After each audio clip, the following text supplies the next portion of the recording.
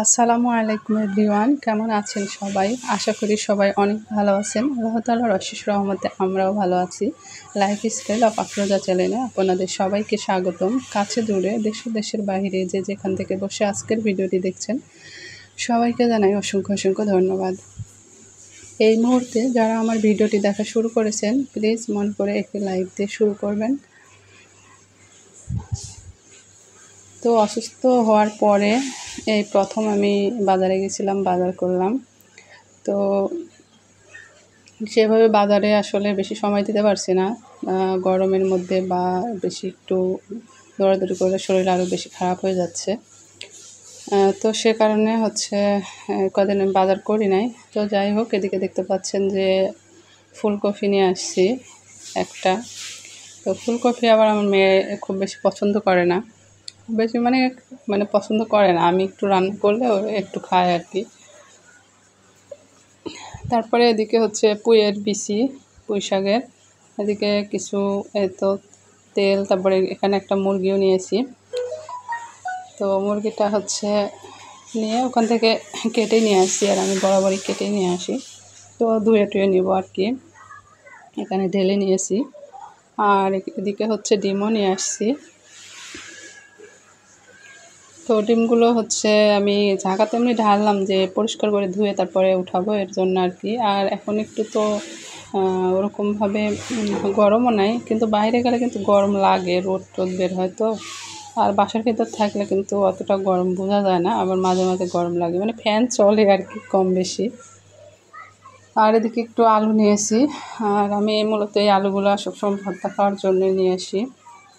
আর একটু মিষ্টি কুমড়াও নিয়ে আসি। তো অনেক রকমের সবজি নিয়ে আসলাম একটু অল্প অল্প করে, যাতে কয়েকদিন যাওয়া না লাগে। আর এদিকে একটু টমেটো নিয়ে এসেছি, তারপরে লেবু নিয়েছি, আর ধনিয়া পাতা নিয়েছি। এরপরে নিয়েছি এই যে কারেন্ট মরিচগুলো, কাঁচামরিচই কারেন্ট মরিচ। এই মরিচগুলো এত পরিমাণ ঝাল, তো আমি সবসময় দেখে দেখে ঝাল মরিচগুলোই নিই। আর এদিকে মেয়ের জন্য একটু মালটা নিয়েছি, ওর আবার খুবই ঠান্ডা লেগেছে। তো আমি আজকে যে একটু অন্যরকমভাবে চিকেন ভর্তা করব। তো আমি এক আপুর দেখেছিলাম, দেখে আমি একটু ট্রাই করেছি আর কি।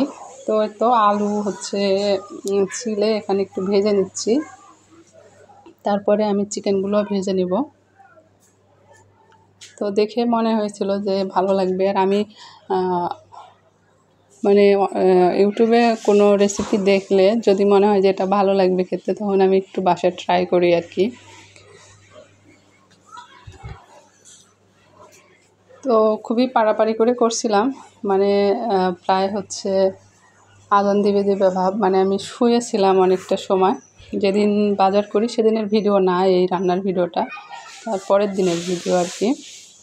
তো শুয়েছিলাম, এর জন্য দেরি হয়ে গেছে। এখন ভাবতেছি যে আজান দিয়ে দিবে, গোসল করব নাকি রান্না করব, কারণ আজান দিলে নামাজ পড়ার টাইম চলে যায়। সে কারণে চিন্তা করছিলাম যে কোনটা করব। তো ভাবলাম যে একটু এগুলো ভেজে রেখেই তাড়াহুড়ো করে আজকে গোসলটা করে নেব। তো এদিকে আলুটা ভেজে নিচ্ছি আর কি। তো কীভাবে চিকেন ভর্তাটা করি একটু আপনাদের সঙ্গে শেয়ার করলাম আর কি।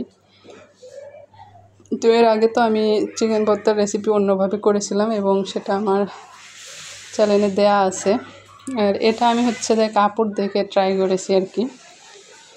তো এদিকে আলুগুলো তো ভেজে তুলে নিলাম, এবার আমি চিকেনগুলো ভেজে নেব। আর চিকেন ভাজার আগে কিন্তু এর ভিতরে আমি হলুদ, লবণ আর মরিচের গুঁড়ো দিয়ে একটু ম্যারিনেট করে রেখেছিলাম। তো চিকেনগুলো ভেজে তুলে নেওয়ার পরে অনেক সময় একেবারে ঠান্ডা হওয়ার পরে যদি ভর্তাটা করতে যাই, তাহলে কিন্তু বেশি কড়কড়া হয়ে যায়। তো আমার হয়ে গেছিলো তাই, কারণ আমি যে বললাম যে নামাজ পড়বার জন্য তাড়াহুড়ো করে ওটা নামিয়ে রেখে ভাবলাম যে একটু বেশ করে গোসলটা করে আসি, করে এসে ভর্তা করব। তো ওটা করতে গিয়ে গোসল করতে গিয়ে ওই জিনিসটা অনেকটা ঠান্ডা হয়ে যায় আর কি।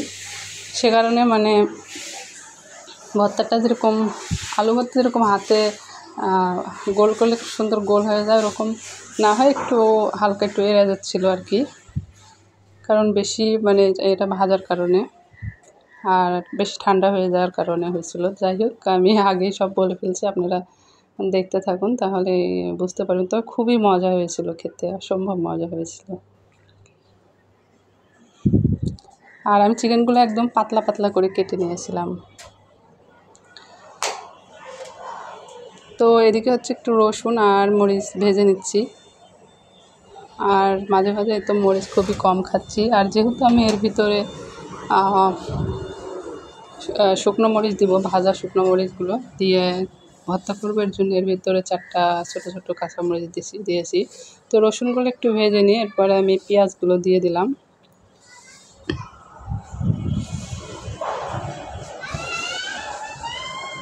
বাইরে অনেকটা বাতাস হচ্ছে, বাতাসের একটু আসতে পারে, আর বাচ্চা কাচ্চা খেলতেছে, তারও একটু নয়েজ আসতে পারে, তো সবাই একটু ইগনোর করবেন। তো পেঁয়াজটা দিয়ে একটু হালকা ভেজে নিচ্ছি, হালকা না মানে মোটামুটি ভালোই ভাজবো, একেবারে ভাবে না, তো দেখলে বুঝতে পারবেন। তো আমার চ্যানেলে যদি নতুন কোনো আপু ভাইয়া জয়েন করে থাকেন, তাহলে আমার ভিডিওটি কথা ভালো লাগলে প্লিজ সাবস্ক্রাইব করে আমার পাশে থাকবেন। আর যারা যারা অলরেডি সাবস্ক্রাইব করে নিয়েছেন তাদেরকে জানাই অসংখ্য ধন্যবাদ, আর যারা সাবস্ক্রাইব করে আবার আনসাবস্ক্রাইব করছেন তাদেরকেও জানাই অসংখ্য ধন্যবাদ। আর কেন যে করেন সেটাই বুঝি না।